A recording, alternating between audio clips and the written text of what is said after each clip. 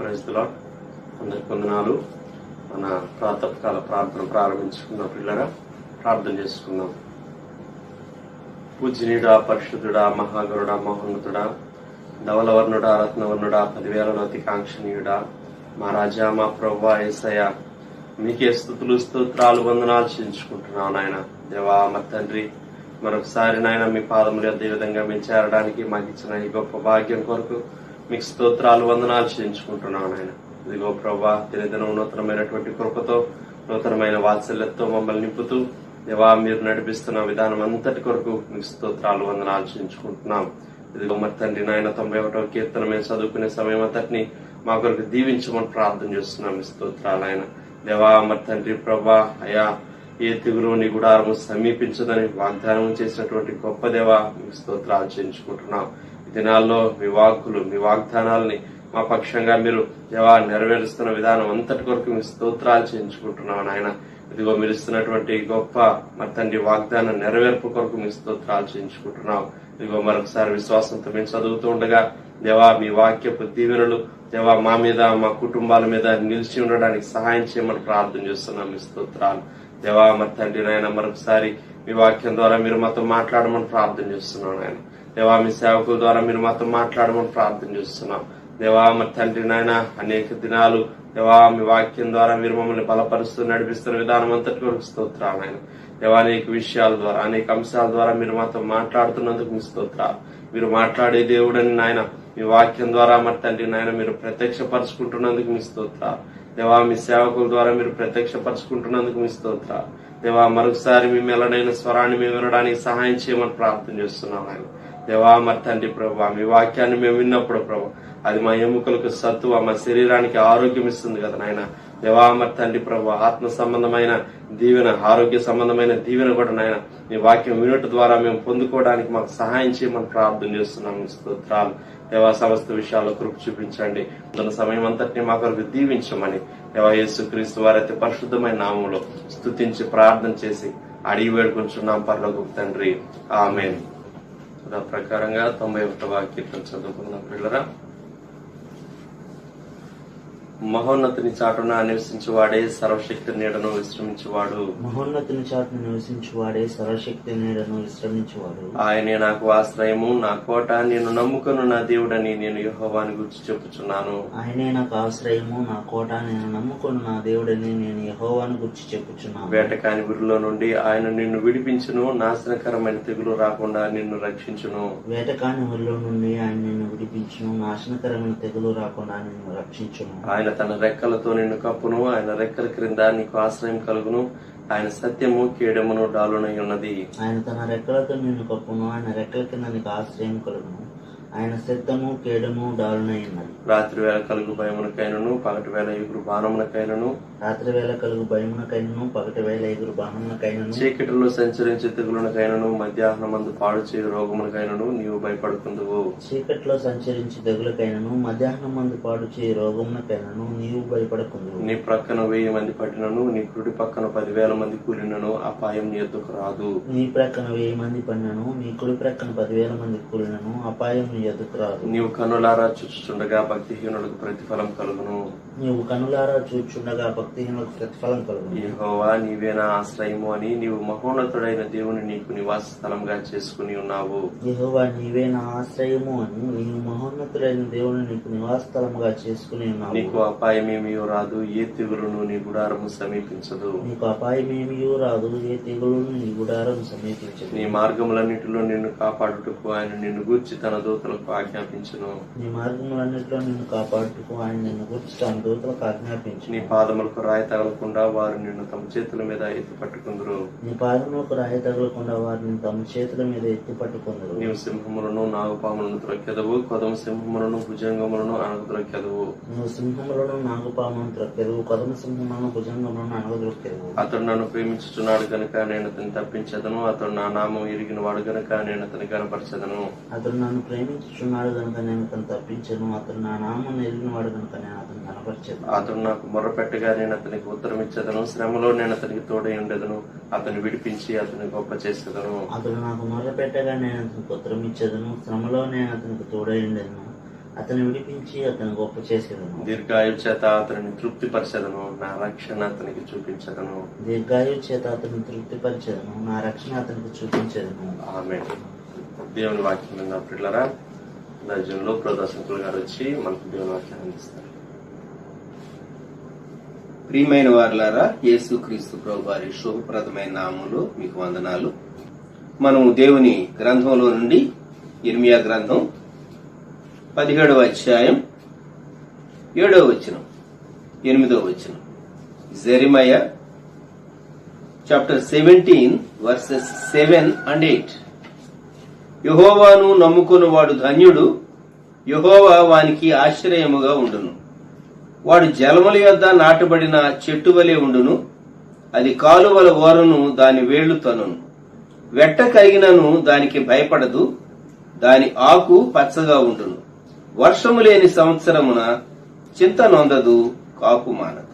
ప్రార్థన. ప్రియ ప్రభా, ఈ ప్రాతకాల సమయంలో మేము మీ వాక్యం ధ్యానిస్తూ ఉండగా ఈ డివోషన్ సమయం మా అందరి కొరకు దీవించి బలపరిచి మీరు మహిమను పొందుమని యేసుక్రీస్తు ప్రభు వారి శ్రేష్టమైన నామంలోనే వేడుచూ ఉన్నాము తండ్రి.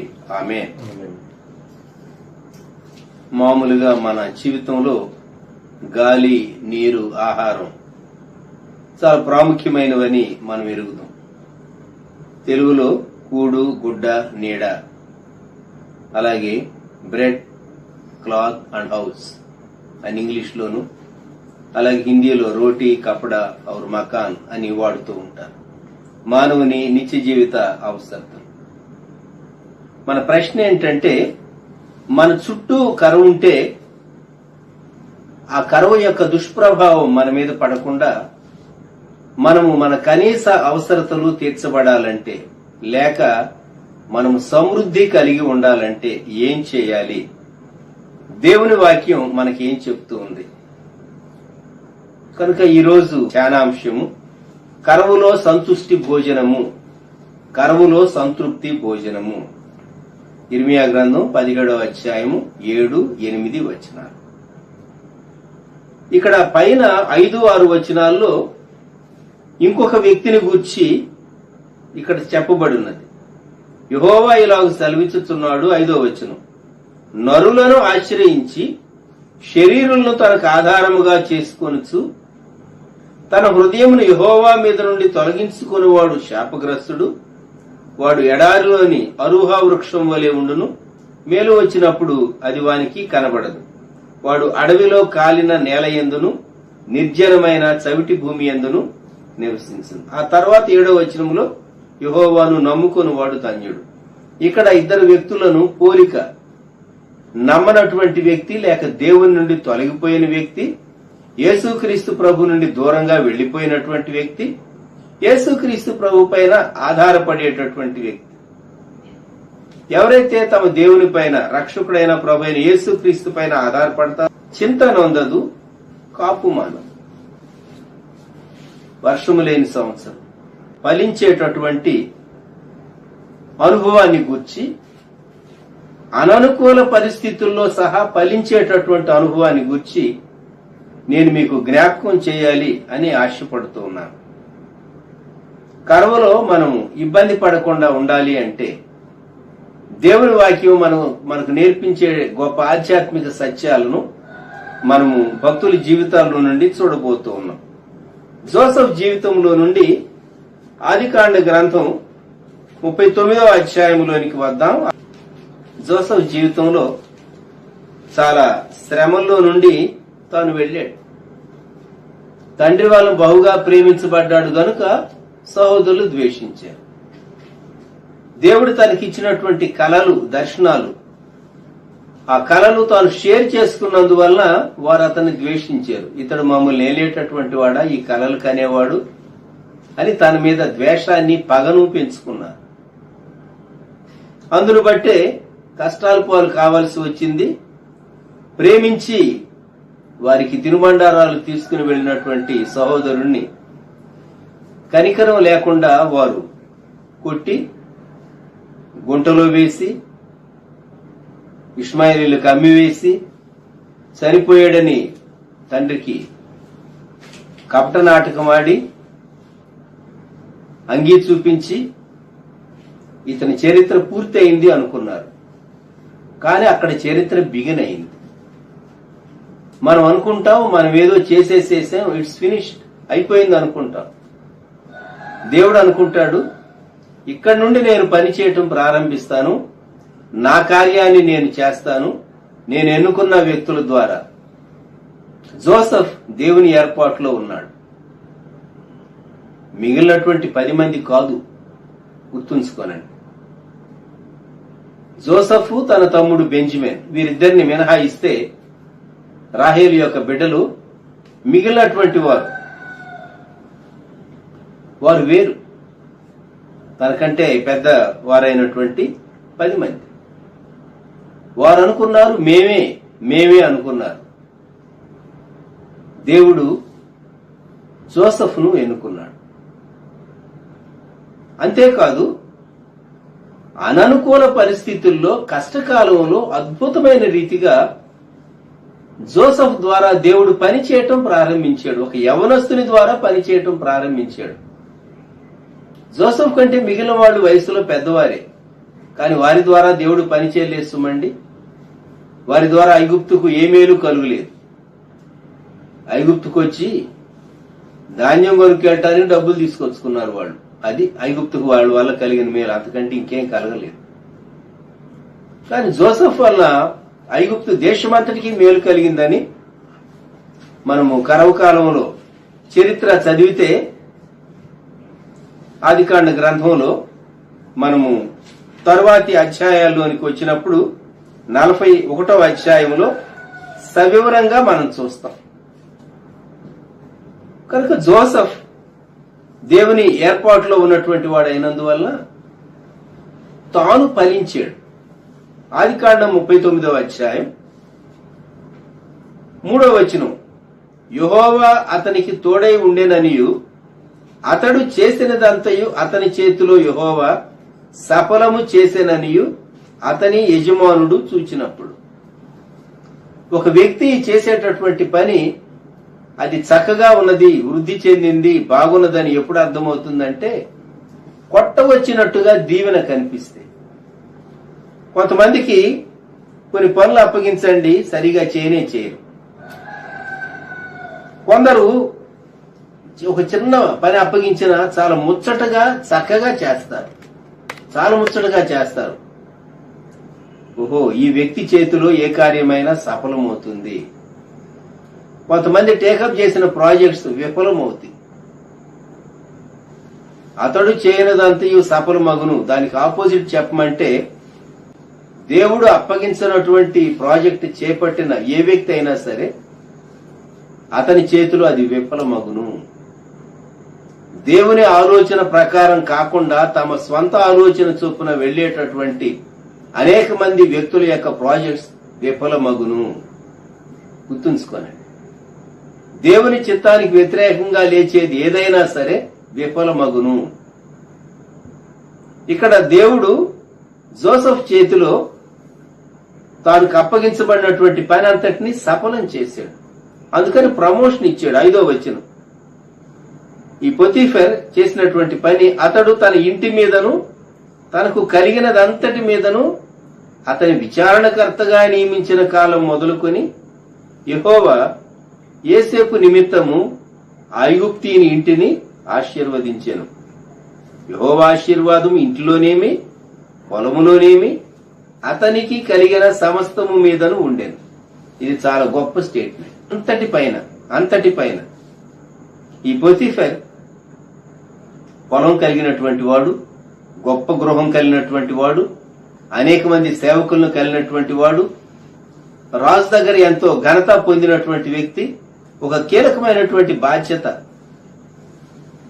చీఫ్ ఆఫ్ బాడీ గార్డ్స్, రాజ సంరక్షక సేనాధిపతి, రాజును కాపాడేటటువంటి బాధ్యత. తన క్రింద సైన్యం ఉన్నారు, కొందరు ప్రత్యేకంగా సైన్యం ఉన్నారు. రోమన్ చక్రవర్తుల కాలంలో ప్రెటోరియన్ గార్డ్ అనేవారు ఉండేవారు. వారు చాలా కీలకమైనటువంటి వ్యక్తులు రాజు ప్రాణాలను కాపాడటం. ఇక్కడ ఐగుప్తులో రాజ సంరక్షక సేనాధిపతి పొతిఫెర్. చాలా కీ పోస్ట్. మరి ఇటువంటి వ్యక్తి విస్తారమైనటువంటి తన ఆస్తి మీద జోసెఫ్ను నియమించాడు. అతని విచారణకర్తగా నియమించిన కాలము మొదలుకొని, అంటే పొతిఫర్కి ఏమర్థమైందంటే ఇంతకు మునుపు ఇంత ఆదాయం లేదే, ఇంతకు మునుపు ఇంత సమృద్ధి లేదే, ఇంతకు మునుపు గృహంలో ఇంత డిసిప్లిన్ లేదే, ఇంతకు మునుపు నా ఇల్లు ఇంత, నా ఎస్టేట్ అంతా ఇంత చక్కగా లేదే. ఈ యవనస్తునికి నేను మేనేజ్మెంట్ అప్పగించిన నాడు మొదలు వృద్ధి చూస్తూ ఉన్నా, క్రమం చూస్తూ ఉన్నాను, గొప్ప దీవెన చూస్తూ ఉన్నాను. ఆ తేడా చాలా క్లియర్ గా కనబడుతూ ఉన్నది. సమస్య వచ్చింది, శోధన వచ్చింది. జోసెఫ్ దేవుని పక్షంగా నిలువబడ్డాడు. చెరసాలకు వెళతాడు అని తెలుసు, వెళ్ళాడు. ఆదికాండం 39వ అధ్యాయం 23. చెరసాలకు వెళ్ళినటువంటి వ్యక్తి జోసెఫ్ ఏం చేయాలంటే, నేను తప్పు చేయలేదు, అయినా నన్ను తీసుకొచ్చి జైల్లో వేశారు, దేవా నాకెందుకు ఈ శిక్ష, నేను మేలు చేస్తూ ఉన్నా నాకు కీడే జరుగుతూ ఉన్నది, నేను తండ్రి చేత ప్రేమించబడ్డా, అన్నలను ప్రేమించాను, వారు ద్వేషించి గుంటలో వేశారు, తర్వాత అమ్మి వేశారు. యజమానునికి మేలు చేశాను, యజమానుడు ఎంతో దీవించబడ్డాడు మెటీరియలిస్టిక్ గా, నాకు శ్రమ వచ్చింది, నేను నీ పక్షంగా నిలువబడినందుకు నేను చెరసాల్లోనికి రావాలా? నా జీవితంలో చిన్న వయసులో అన్ని కష్టాలేనా? నా తల్లి చనిపోయింది, నా తండ్రి బ్రతుకున్నాడో లేదో తెలీదు, నేను ద్వేషించబడ్డాను, కష్టాల పాలయ్యాను. ఎందుకు నాకు ఈ పరిస్థితి? నేను నిన్ను ప్రేమించాను కదా దేవా, నేను పాపాన్ని చెడుతనాన్ని అసహించుకున్నాను కదా, అన్నల చెడుతనాన్ని గురించి కూడా తండ్రికి నేను తెలియపరిచాను కదా, అందుకే వారు నా మీద పగబట్టి నేను వారితో నీవిచ్చిన కళ్ళే చెప్పాను, నేనేవి కల్పించలేదు, నీవు చెప్పిందే లేక నీవు నాకు బయలుపరిచిందే నేను వారికి షేర్ చేశాను, వారు దాన్ని అంగీకరించలేకపోయారు. అందుకే ఒక రోజు వచ్చి సాగిలపడ్డారు అనుకోండి, అది వేరు సంగతి. కొన్ని మార్లు మనిషి అనుకుంటాడు నాకు తెలిసిందే కరెక్ట్ అనుకుంటాడు. దేవుడు జోసెఫ్కి ఎన్నో విషయాలు బయలుపరిచాడు. జోసెఫ్కు బయలుపరచబడినటువంటి విషయాలు జోసెఫ్ కల్మషం లేకుండా, కపటం లేకుండా షేర్ చేసుకున్నాడు. అందుకని ద్వేషించాలా వారు? వారు జోసెఫ్ను కాదు ద్వేషించింది, వారు దేవుని ద్వేషించారు. అది విచారకరం. దేవుని సంకల్పాన్ని నిరాకరించారు. దేవుని సంకల్పాన్ని నిరాకరించారు. అయినా కనికరం కలిగినటువంటి దేవుడు వారిని నిర్మూలన చేయలేదు. అది కృప. అబ్రహామును బట్టి, ఇస్సాకును బట్టి యాకోబు పుత్రులు నశించలేదు. గుర్తుంచుకోనండి. ఇక్కడ ఆదికాండం 39వ అధ్యాయం 23వ వచనం, యెహోవా అతనికి తోడై ఉండెను గనుక ఆ చెరసాల అధిపతి అతని చేతికి అప్పగింపబడిన దేని గురించి విచారణ చేయక ఉండెను, అతడు చేయనది యావత్తు యెహోవా సఫలమగునట్లు చేశారు. చెరసాల్లో కూడా మేనేజ్మెంట్ ఉంటుందా? చాలా ఉంటుంది. ప్రిజన్లో కూడా చాలా ఉంటుంది. డిస్ట్రిక్ట్ జైలుకి మనం వెళ్ళినా, లేకుంటే ఇంకా పెద్ద జైల్స్, రీజనల్ గా ఉండేటటువంటి జైల్స్ కి మనం వెళ్ళినా మనకు ఆ జైల్స్ లో ఉండేటటువంటి సంఖ్య, వారిని ఉంచేటటువంటి విధానం, ఆ అడ్మినిస్ట్రేషన్ చాలా ప్రత్యేకంగా ఉంటుంది. నెల్లూరు డిస్ట్రిక్ట్ జైలు కానివ్వండి, కడప జైలు కానివ్వండి, రాజమండ్రి సెంట్రల్ జైలు కానివ్వండి. ఒకప్పుడు సికింద్రాబాద్లో కేంద్ర కారాగారము అని ఉండేది. ఇప్పుడు సికింద్రాబాద్ స్టేషన్ దగ్గరలో Gandhi hospital, Gandhi medical college ఉన్న స్థలంలో ఒకప్పుడు సెంట్రల్ జైలు ఉండేది. చెర్లపల్లి జైలు వచ్చింది. ఎందుకు చెప్తున్నానంటే, జైల్స్ అవి ప్రత్యేకమైనటువంటి స్థలాలు. జోసెఫ్ జైల్లో ఉండవలసి వచ్చింది. ఐగుప్తు దేశం అంతటను కరువు వచ్చినప్పుడు ఆ దేశస్తులు ఆహారము కోసము ఫరోతో మొరపెట్టుకొని, అప్పుడు ఫరో, మీరు యోసేపు నద్దకు వెళ్లి అతడు మీతో చెప్పినట్లు చేయడని ఐగుప్తీయులందరితో చెప్పాడు. ఫరో రాజు చెప్తూ ఉన్నాడు, గో టు జోసెఫ్, మేము ఐగుప్తీయులము, మీరు మా ఐగుప్తు రాజు, అతడెవరో హెబ్రీ పడుచువాడు, అతని దగ్గరకు మేము వెళ్ళాలా? వయసు ఉన్నవాళ్ళు, అనుభవం ఉన్నవాళ్ళు, అడ్మినిస్ట్రేషన్ లో ఉన్నవాళ్ళు ఎంతమందో ఒకే మాట చెప్తూ ఉన్నాడు రాజు. గో టు జోసెఫ్, యోసేపు నద్దకు వెళ్ళుడి, యోసేపు నద్దకు వెళ్ళుడి. జోసెఫ్ ఎంత చక్కగా సమస్తం చేశాడో మనం ఆదికాండ గ్రంథంలో చూస్తాం. అందుకే చివర్లో ఆదికాండ గ్రంథం 49వ అధ్యాయం యాకోబు తన కుమారులను ఒక్కొక్క వంశము చొప్పున దీవిస్తూ యోసేపును గూర్చి చెప్పినటువంటి మాట. ఆదికాండం 49వ అధ్యాయం 22వ వచనం చదవండి. యోసేపు ఫలించెడి కొమ్మ, ఊట యొద్ద ఫలించెడి కొమ్మ, దాని రెమ్మలు గోడ మీదికి ఎక్కి వ్యాపించాయి. ఫలించెడి కొమ్మ. వర్షము లేని సంవత్సరమున చింత నొందక కాపు మానక ఐగుప్తు చెరసాలలో సహా దేవుని కొరకు ఫలించినటువంటి హెబ్రీ యవనస్తుడు జోసెఫ్. ఎంత ఆశ్చర్యం అండి! ఐగుప్తులో 7 సంవత్సరాల కరువు వారు అనుభవించారు. 7 సంవత్సరాల కరువు, పంటలు పండలేదు, అయితే ధాన్యం ఉన్నది. ఆకలితో ఎవరూ చనిపోకుండా ఈజిప్షియన్స్ చాలా చక్కగా రాజుకు ఫరోకు నష్టం కలగకుండా, వీరికి ఇబ్బంది లేకుండా తాను చాలా అడ్మినిస్ట్రేటివ్ రిఫార్మ్స్ తీసుకుని వచ్చి ఆ భూములన్నీ రాజు కొనుక్కొని అదే సమయంలో వారు సేద్యం చేస్తూ రాజుకి ఎంత ట్యాక్స్ పే చేయాలో అవన్నీ ఏర్పాటు చేశాడు. అది దైవ జ్ఞానాన్ని బట్టి. కరువులో ఫలించినటువంటి కొమ్మ, చింతనొందక కాపు మానక దేవుని కొరకైనటువంటి గొప్ప సాక్షిగా తాను జీవించాడు. దేవుడు ఈ ఉదయకాలం నేను మీకు షారూను గురించి ఒక మాట చెప్తాను.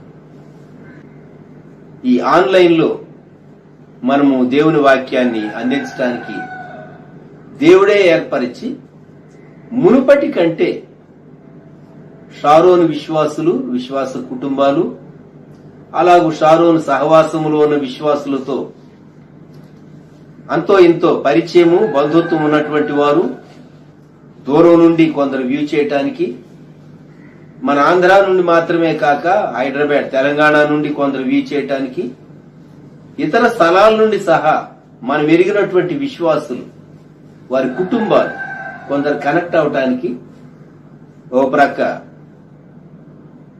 సండే స్కూల్ మినిస్ట్రీ, ఓ ప్రక్క youngsters boys ministry, girls ministry, అలాగే సిస్టర్స్ మీటింగ్ ప్రత్యేకంగా, ప్రతి ఉదయకాలం ధ్యానాలు, ఆదివారం ఆన్లైన్ లో వర్షిప్, ఇలాగూ ఈ పరిచర్య శ్రమలో లేక లాక్డౌన్ లో విస్తరించడానికి దేవుడు అద్భుతమైన రీతిగా సహాయం చేస్తూ వచ్చాడు. దేవుని ప్రణాళిక ఎంత గొప్పదండి! దేవుడు ముందే వ్యక్తులను సిద్ధం చేశాడు, వాక్యాహారాన్ని సిద్ధం చేశాడు, అలాగే మరి అన్ని విషయాల్లో మందిరం రన్ చేయటానికి, మినిస్ట్రీని రన్ చేయటానికి రిసోర్సెస్ అన్నిటిని దేవుడు ముందే చక్కగా సిద్ధపరిచాడు. దేవునికి ఒక ప్రణాళిక ఉంటుంది, ఇది మనం గ్రహించాలి. దేవుడు వ్యక్తులను సిద్ధం చేసి, వనరులను సిద్ధం చేసి, మనం లోబడేటటువంటి మనస్సు మనకుంటే, సిద్ధపడేటటువంటి మనస్సు మనకుంటే ఆ శ్రమ మనం తీసుకోగలిగింది. అపోస్తల కార్య గ్రంథంలో నుండి నేను మీకు ఇంకొక విషయాన్ని జ్ఞాపకం చేస్తాను. అపోస్తల కార్య గ్రంథం 11వ అధ్యాయం. సంఘం శ్రమలో నుండి వెళుతూ ఉన్నటువంటి కాలం. పెంతెకోస్తు తర్వాత దేవుడు గొప్ప కార్యం చేశాడు. యేసుక్రీస్తు ప్రభు యొక్క నామం, ప్రభు అయిన యేసే రక్షకుడు, దేవుడు, మెస్సియ అని చెప్పి వెల్లడవుతూ ఉన్నది ఇజ్రాయెల్ దేశమంతట్లో, యెరూషలేములో దేవుని వాక్యం వ్యాపిస్తూ ఉన్నది. అపోస్తల కార్య గ్రంథం 11వ అధ్యాయం 27వ వచనం నుండి, ఆ దినముల యందు ప్రవక్తలు యెరూషలేము నుండి అంతియోకయకు వచ్చిరి. వారిలో అగబు అను ఒకడు నిలువబడి, భూలోకమంతటా గొప్ప కరువు రాబోవచ్చున్నదని ఆత్మ ద్వారా సూచించెను.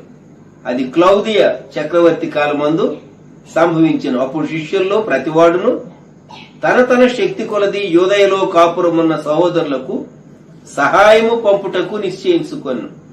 అలాగున చేసి బర్నబా, సౌలు అను వారి చేత పెద్దల యొద్దకు దానిని పంపిరి. మనకు అర్థమయ్యేటటువంటి విషయం ఏంటంటే, యెరూషలేములో ఆ దినాల్లో యెరూషలేము కేంద్రంగా ఉంది. బోధకులు అలాగే ప్రవక్తలు యెరూషలేములో ఉండేటటువంటి వారు. దేవుడు ముందే అగబు అనేటటువంటి ఒక ప్రవక్త ద్వారా ముందుగా ఒక విషయాన్ని బయలుపరిచాడు. గొప్ప కరువు రాబోతూ ఉన్నది, సిద్ధపడండి. అది క్లాడియస్ పరిపాలించినటువంటి కాలం. కరువు రాబోతూ ఉంది, ఏం చేయాలి? యెరూషలేములో ఉన్నటువంటి వారు మరి వారు ఏం చేయాలి, వారికి మనం ఎలాగో సహాయం చేయాలి అని యూదయ ప్రాంతాల్లో కాపురం ఉన్నటువంటి సహోదరులు, యెరూషలేముకు వారికంటే వీరు ఆర్థికంగా ఒక విధంగా చెప్పాలంటే తక్కువ స్థాయిలో ఉన్నటువంటి వారే. కానీ వీరు వారికి సహాయం చేయటానికి ఆలోచించి తన తన శక్తి కొలది అంతియోకయలో ఉన్నటువంటి వీరు యెరూషలేములో ఉన్నటువంటి వారి కొరకు, ఎందుకంటే ఆ పైన చదువుతాం మనం, మొట్టమొదట అంతియోకయలో శిష్యులు క్రైస్తవులు అనబడిరి. 29వ వచనం, అపోస్తల కార్యం 11:29. అప్పుడు శిష్యుల్లో ప్రతివాడును తన తన శక్తి కొలది యూదయలో కాపురమున్న సహోదరులకు సహాయం పంపుటకు నిశ్చయించుకొని వీరు యెరూషలేముకు సహాయం పంపించారు. యెరూషలేము వాళ్ళు కొంచెం ఫీల్ అయి ఉండొచ్చేమో, కానీ తప్పని పరిస్థితి యాక్సెప్ట్ చేయాల్సి వచ్చింది. కొంతమంది సంతోషంగా కూడా ఆ హెల్ప్ వారు తీసుకుని ఉంటారు. దేవుడు అనుకోనని రీతిగా యెరూషలేములో ఉన్నటువంటి తన బిడ్డలను బలపరచడానికి అంతియోకయలో ఉన్నటువంటి వారి ద్వారా సహాయాన్ని పంపించాడు. ఎప్పుడు బలవంతులైన వారు, జ్ఞానవంతులైనటువంటి వారు, మేమే ఇతరులకు సహాయం చేస్తాం, వారు మాకు ఏ విధమైన ప్రతి ఉపకారము లేక సహాయము చేయలేరు అని ఇతరులను గురించి అనుకోవలసిన అక్కర్లేదు. ఇక్కడ అంతియోకయ నుండి సహాయం యెరూషలేముకు వచ్చింది. అపోస్తల కార్యములు 11:30, అలాగున చేసి బర్నబా, సౌలు అను వారి యొద్ద పెద్దల యొద్దకు అను వారి చేత పెద్దల యొద్దకు దానిని పంపి వాళ్ళ హెల్ప్ రెస్పాన్సిబుల్ పర్సన్స్ ద్వారా పంపించారు. సరైన రీతిగా సరైన స్థలానికి సరైన వ్యక్తుల ద్వారా పంపించారు. కరువు వచ్చినటువంటి కాలంలో వారు పంపిన సహాయం అది కొంత ప్రయోజనకరమైంది. రోమా చక్రవర్తులు క్రైస్తవులకు వ్యతిరేకులుగా ఉన్నటువంటి కాలం, క్రైస్తవులను హింసించేటటువంటి కాలం, క్రైస్తవులను బాధించేటటువంటి కాలం, కొందరిని చంపించేటటువంటి కాలం అది. అటువంటి కాలంలో అంతియోకయ నుండి వచ్చినటువంటి సహాయం యెరూషలేములో ఉన్న వారికి ఆదరణను కలిగించింది. ప్రియమైన వారులారా, మనం జ్ఞాపకం ఉంచుకుందాం, దేవుడు మనల్ని ప్రేరేపించినప్పుడు కొన్ని పరిచర్యల్లో మనం పాలు పొందటం ఎంత ధన్యకరమైంది. అందుకే అగబస్ ప్రవచనాన్ని చెప్పాడు. అగబు చెప్పిన ప్రవచనాన్ని విని రెస్పాండ్ అయ్యేది. వీనితో ప్రవచనం చెప్పాడులే అని అనుకోలేదు, కానీ నా బాధ్యత ఏమిటి, నేనేది చేయాలి అనేటటువంటి విషయం వారు ఆలోచించి చక్కగా వారు రెస్పాండ్ అయ్యారు. సంఘానికి క్షేమం కలిగింది. నేను మూడో విషయాన్ని త్వరగా మీ ఎదుట ఉంచుతాను. మనము కరువులో సంతుష్టిగా మనం ఉండాలి అంటే మొదటిది దేవుని ఏర్పాటు వ్యక్తి, అపాయింటెడ్ పర్సన్. జోసెఫ్ వంటి అపాయింటెడ్ పర్సన్ ఎప్పుడైతే అఫైర్స్ ఇన్ఛార్జిగా ఉంటారో ఖచ్చితంగా విషయాలు వారి యొక్క కంట్రోల్లో అధీనంలో ఉన్నప్పుడు కరువులో కూడా ఐగుప్తులో క్షేమం కలిగినట్లు క్షేమం కలుగుతుంది. రెండవది, వాక్యాన్ని విని ప్రవచనాన్ని విని అంత్యొకయలో ఉన్నటువంటి వారు రెస్పాండ్ అయిన రీతిగా ఎప్పుడైతే మనము చక్కగా రెస్పాండ్ అవుతామో, రెస్పాండ్ అయినప్పుడు సంఘానికి క్షేమం కలుగుతుంది. ఇప్పుడు మూడవ విషయంలోనికి వద్దాం. రాజులు మొదటి గ్రంథం 17వ అధ్యాయం మొదటి 6 వచనాలు నేను చదువుతాను. అంతటా గిలాదు కాపురస్తుల సంబంధియును తిష్పీయుడైన ఏలియా అహాబు నొద్దకు వచ్చి, ఎవని సన్నిధిని నేను నిలువబడి ఉన్నానో ఇశ్రాయేలు దేవుడైన ఆ యెహోవా జీవము తోడు నా మాట ప్రకారము గాక ఈ సంవత్సరములలో మంచైనను వర్షమైనను పడదని ప్రకటించాను. పిమ్మట యెహోవా వాక్కు అతనికి ప్రత్యక్షమై, నీవిచ్చట నుండి తూర్పు వైపునకు పోయి యోర్దానునకు ఎదురుగానున్న కెరీతు వాగు దగ్గర దాగి ఉండుము. ఆ వాగు నీరు నీవు త్రాగుదువు. అచ్చటికి నీకు ఆహారము తెచ్చినట్లు నేను కాకోలములకు ఆజ్ఞాపించితనని అతనికి తెలియచేయగా, అతడు పోయి యెహోవా సెలవు చొప్పున యోర్దానునకు ఎదురుగానున్న కెరీతు వాగు దగ్గర నివాసము చేశాను. అక్కడ కాకోలములు ఉదయమందు రొట్టెను మాంసమును, అస్తమయమందు రొట్టెను మాంసమును అతని యొద్దకు తీసుకుని వచ్చుచుండెను. అతడు వాగు నీరు త్రాగుచూ వచ్చెను. మనము ఈ భాగానికి ఒక హెడ్డింగ్ పెట్టాలి అంటే కెరీతుకు వెళ్ళుము అని పెట్టాలి. కరువులో నువ్వు తృప్తిగా భోజనం చేయాలంటే ఎక్కడికి వెళ్ళాలి? కెరీతుకు వెళ్ళాలి. కెరీతు అంటే కట్ ఆఫ్ అయిపోవటం అని అర్థం. కట్ ఆఫ్ అయిపోవటం, దూరం పరచబడటం, లేక విడి చేయబడటం, gap. Cut off, to be cut off, that's the meaning of Cherith. Cherith దగ్గరకు వెళ్ళు. దేని నుంచి కట్ ఆఫ్ కావాలి మనం? లోకం నుంచి, లోకస్తుల యొక్క సలహాల నుంచి, దేవుని చిత్తానికి వ్యతిరేకమైనటువంటి పనుల నుంచి, ఆలోచనల నుంచి. ఎక్కడికి వెళ్ళాలి? కెరీతు దగ్గరకు వెళ్ళాలి. ఎవరున్నారు అక్కడ సహవాసం చేయటానికి? ఎవరు లేరు, దేవుడే ఉన్నాడు. అది దేవుని నిర్దేశిత స్థలం. మరి భోజనము? మత్తయి సువార్త కొండమీది ప్రసంగంలో ప్రభు చెప్పాడు 6:33, దేవుని రాజ్యమును నీతిని మొదట వెదకుడి, అప్పుడు అవన్నీ మీకు అనుగ్రహించబడును. Seek ye first the kingdom of God. Seek ye first the kingdom of God, and all the things shall be added unto you. దేవుని చిత్తాన్ని మనం వెతికినప్పుడు మనకు అవసరమైనవన్నీ. దేవుడే ఏమన్నాడంటే, నేను కాకోలంలోకి ఆజ్ఞాపించితే అన్నాడు 17:4. అద్భుతం కదా? దేవుడే కాకులకు డ్యూటీ వేసాడు. ఎంత చక్కని డ్యూటీ అండి! కాకులు మధ్యలో వాటికి శోధన వచ్చి ఎక్కడో ఒక చోట ఆగి ఆ రొట్టెని తినేసేసి రాజుగారి అంతఃపురం కిచెన్ లో వాళ్ళు వంట చేస్తూ ఉంటే, రొట్టెలు కాలుస్తూ ఉంటే, మాంసాన్ని సిద్ధం చేస్తూ ఉంటే ఈ కాకులు దొంగిలేస్తాయి అక్కడి నుంచి. లేకుంటే కరువు కాలంలో వారికి ఏలియాకు రొట్టె ఎక్కడి నుంచి వస్తుంది, అలాగే మాంసం ఎక్కడి నుంచి వస్తుంది. రాజుగారి కుటుంబానికి లోటు లేకుండా ఉండేటందు కొరకు దాచబడినటువంటి వస్తువులు, సిద్ధపరచబడినటువంటి వస్తువులు, ఆ కిచెన్ లో సిద్ధం చేయబడేటటువంటి వాటి దగ్గర నుండి కాకులు తీసుకుని రావాలి. ప్రతి పూట కాకులు తీసుకుని వెళుతూ ఉంటే మరి అక్కడ కిచెన్ లో ఉండేవాళ్ళు, వంట చేసేటటువంటి వాళ్ళు గమనించరా? పెద్ద కథ తీసుకుని తరిమేసేసేరా? మనమైతే ఎక్కడ తీసుకెళ్తూ ఉన్నాయి ఈ కాకులు? దేవుడు ఎంత అద్భుతంగా తెలివైనటువంటి కాకులను దేవుడు షెడ్యూల్ వేసి, వెళ్ళి నా ప్రవక్తకు, నా దాసునికి మీరు ఆహారాన్ని తీసుకుని వెళ్ళమన్నట్టుగా కాకులు కరెక్ట్ గా అంతఃపురం నుండి తీసుకునేవి, కెరీతు బాగు దగ్గరకు వెళ్ళేవి, ఎక్కడ ఉంచాలో అక్కడ ఉంచేవి.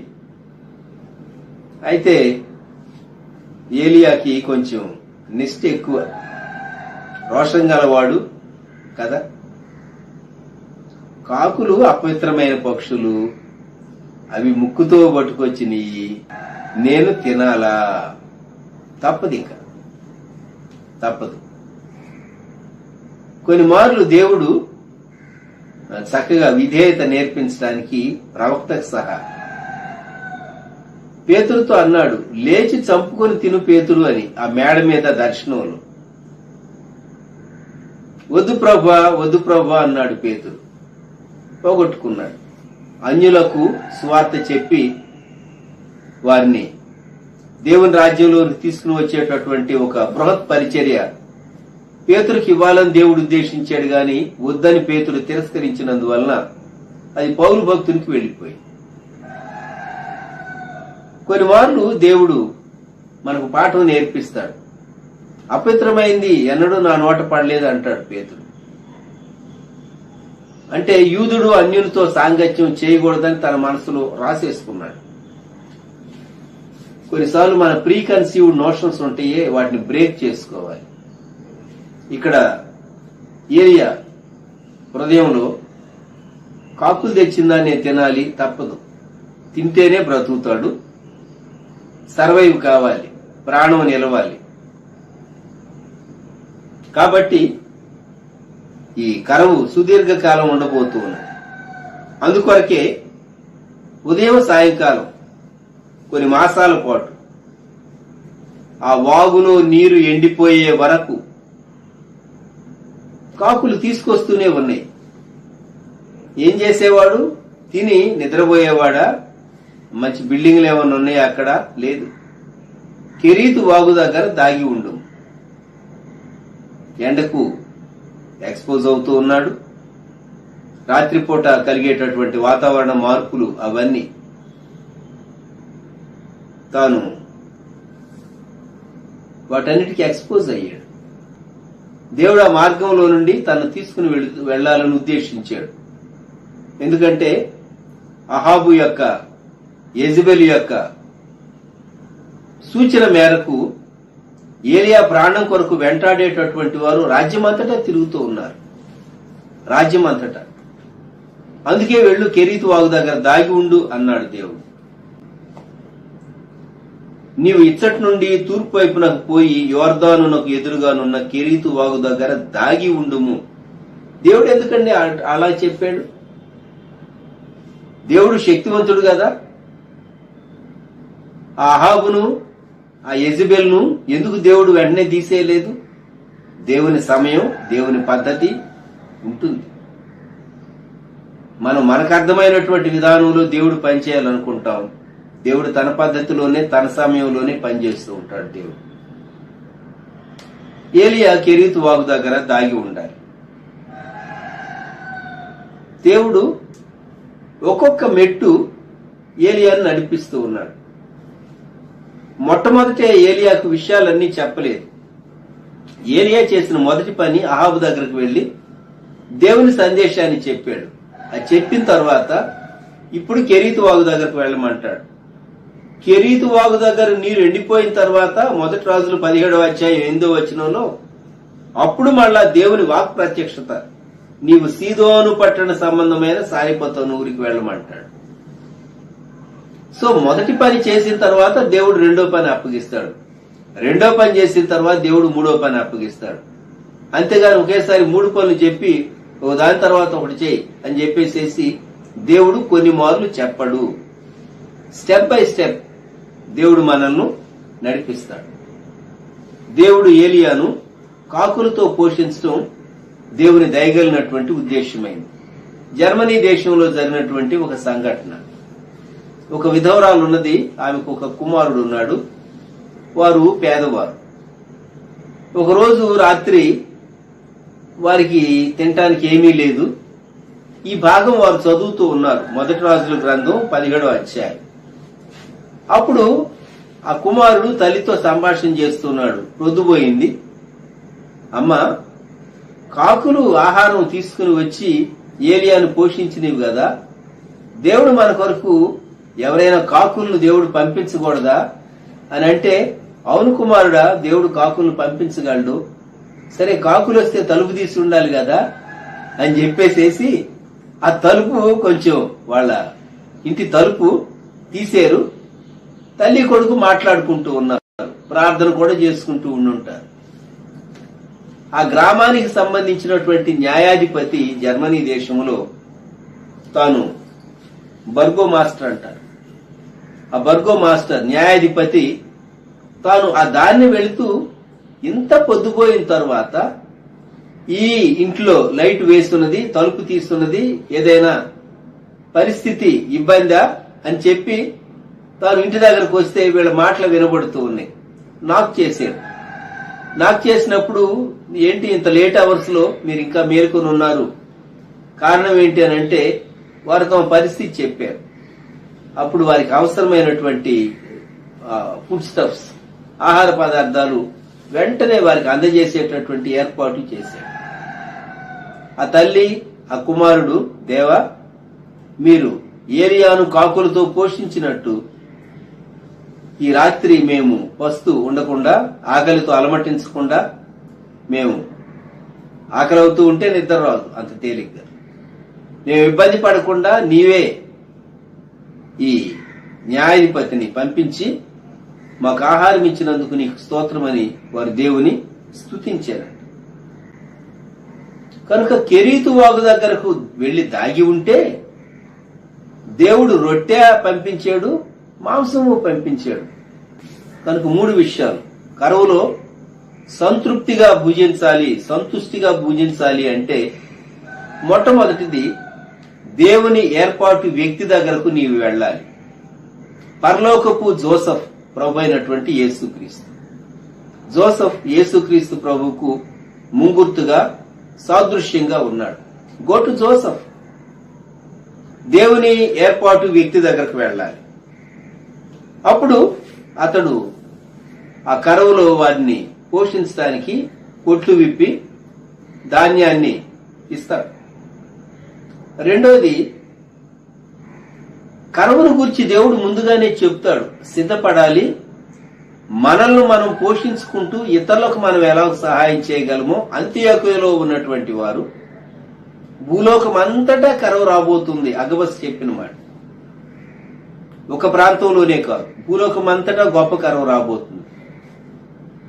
ప్రపంచ చరిత్రలో 1930s గ్రేట్ డిప్రెషన్ అంటారు. ఆర్థిక మాంద్యం ప్రపంచమంతా విస్తరిస్తూ వచ్చింది. ఇప్పటికి ఆర్థిక విషయాల్లో అనేక దేశాల్లో చాలా హెచ్చుతగ్గులు, ఒడిదుడుకులు ఎన్నో సంభవిస్తూ ఉంటాయి. ముందుగానే తెలిసిపోతుంది ఆర్థిక మాంద్యం రాబోతూ ఉన్నది, ఆర్థిక మాంద్యం, డిప్రెషన్ రాబోతూ ఉన్నది. ఈ పరిస్థితి చాలా భయంకరంగా ఉండబోతుంది. ముందుగానే తెలిసిపోతుంది. ప్రపంచమంతటా గొప్ప కరువు రాబోతూ ఉంది. అగబస్ చెప్పాడు. అంత్యోక్యలో ఉన్నవారు తమను తాము కాపాడుకుంటూ యెరూషలేములో ఉన్నటువంటి దేవుని బిడ్డలకు, సంఘానికి వారు చేయగలిగిందంతా చేశారు. కరువులో నీవు సంతృప్తిగా ఉండాలి అంటే దేవుడు ముందుగా బయలుపరిచినటువంటి దాన్ని అంగీకరించి నిన్ను నీవు కాపాడుకుంటూ ఇతరులకు ఎలా సహాయకరంగా ఉండగలవో చూసుకుంటే దేవుడు నిన్ను బలపరుస్తాడు. మూడవది, కెరీతు వాగు దగ్గర దాగి ఉండాలి. అప్పుడు దేవుడు పోషిస్తాడు. కాకులు నేను ఎక్కడో ఒక చోట ఉంటాను, కెరీతు దగ్గర ఉన్నాను, అక్కడ తేవాలంటే కుదరదు. దేవుడు వాటికి ఇచ్చినటువంటి రూట్ మ్యాప్, అంతఃపురం నుండి, అహాబు యొక్క అంతఃపురం నుండి ఖచ్చితంగా కెరీతు దగ్గరకు వచ్చేటట్లు రూట్ మ్యాప్ దేవుడు కాకులకి ఇచ్చాడు.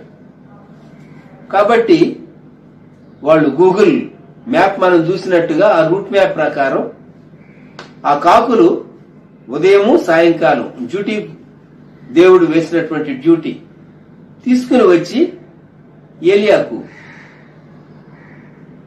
అప్పగించే, ఆహారాన్ని ఏలియాకు అప్పగించే. ఇది దేవుడు ఏర్పరిచింది కనుక ఊహించుకుంటేనే అది ఒక అద్భుతమైనటువంటి విధానంగా ఉంటుంది. ప్రియమైనటువంటి వారలారా, కరువులో వర్షము లేని సంవత్సరమున చింత నొందదు, కాపు మానదు అని జలముల యొద్ద నాటబడినటువంటి చెట్టును గూర్చి ఎవరైతే దేవునిపై ఆధారపడతారో, దేవుని యొద్ద తమను తాము అప్పగించుకుని ఉంటారో, ఇర్మియా గ్రంథం మనము సూచన రీతిగా 17వ అధ్యాయము 7వ వచనంలో మరొకసారి ఆ మాట చదువుకుందాం. ఇర్మియా, యెహోవాను నమ్ముకుని వాడు ధన్యుడు, యెహోవా వానికి ఆశ్చర్యముగా ఉండును. వాడు జలముల యొద్ద నాటబడిన చెట్టు వలె ఉండును, అది కాలువల ఓరను దాని వేళ్లు తనును, వెట్ట కలిగినను దానికి భయపడదు, దాని ఆకు పచ్చగా ఉండును, వర్షము లేని సంవత్సరమున చింత నొందదు, కాపు మానదు. ప్రార్థన చేసుకున్నాం. ప్రేమగల మా ప్రభువా, పరిశుద్ధ తండ్రి, గొప్ప రక్షక, మీకు వందనములు, స్తుతులు, స్తోత్రములు. ఎవరు అనారోగ్యంతో ఉన్నారో వారందరూ దయతో జ్ఞాపకం చేసుకోండి. ఈ ఉదయకాలం మానవ అందుబాటులో విత్తబడిన వాక్యానికి నీరు కట్టి ఫలించేయమని మీకే వందనాలు, స్తుతులు చెల్లిస్తూ మళ్ళా రేపు ఉదయకాలం మేము కలుసుకునే సమయం కొరకు ఆయతపరచమని యేసయ్య నామములో వేడుచున్నాం తండ్రి, ఆమేన్. మన ప్రభువైన యేసుక్రీస్తు వారి కృపా, దేవుని ప్రేమ, పరిశుద్ధాత్మని అన్యోన్య సహవాసం సదాకాలం సంగమునకు తోడై ఉండును గాక. ఆమేన్.